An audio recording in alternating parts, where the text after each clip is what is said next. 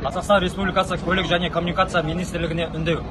Біз қазақстандық тасымалдаушылар Қазақстан шекарасынан Қытай шекарасына, Харгос қаласына заңды кезекпен кірдік. Біз кірген кезде карго рұқсат кат бермеді. Нұрлы жолы бекеті катсыз өткізіп жіберді. Біз нұрлы жолы бекетінен өткен кезде карго рұқсат, карго әлем жүйесінің өзгеріп жатқанын, кат берілмейтін бізге ешкім ескерткен жоқ.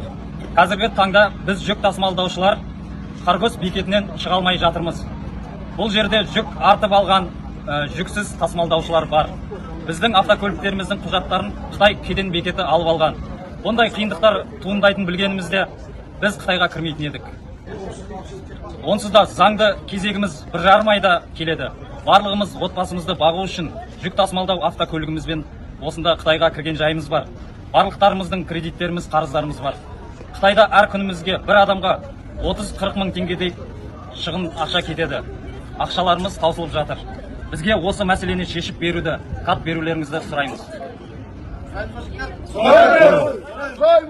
Пока государственные органы молчат и передают каты как эстафетную палочку, водители заезжают в Китай в надежде на получение катов. Сегодня многие дальнобойщики пересекают границу с Китаем без действующих катов, рассчитывая, что система скоро заработает. Однако возникает серьезный вопрос. Что будет, если выдачу катов официально передадут в Карго-Алем? Все мы помним, как эта система работала раньше. Кат выдавался только тем, кто был в активной электронной очереди за 2 дня до заезда. Это значит, что те, кто только планирует пересечь границу, могут быть учтены данной системой. Но что делать тем, кто уже пересек границу без ката? Если система видит, что машина уже пересекла границу, она просто не даст формировать кат. В итоге более 100 машин уже оказалось в Китае без катов, и им каким-то образом нужно будет их получить, иначе они не смогут выехать обратно. Многие сейчас подают заявки на кат-Д. Каты, которые все же удалось получить, но по ним клиенты не отгружают, так как нет конкретной информации, какую возможность пересечения границы они дают для перевозчика. Мы подавали, кстати, запрос, нам до сих пор так и не ответили.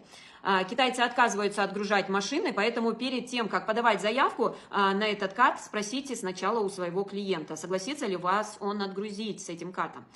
Всем хорошего дня, надеюсь на скорое урегулирование данного вопроса, ну а с вами был Дальнобойщик Плюс.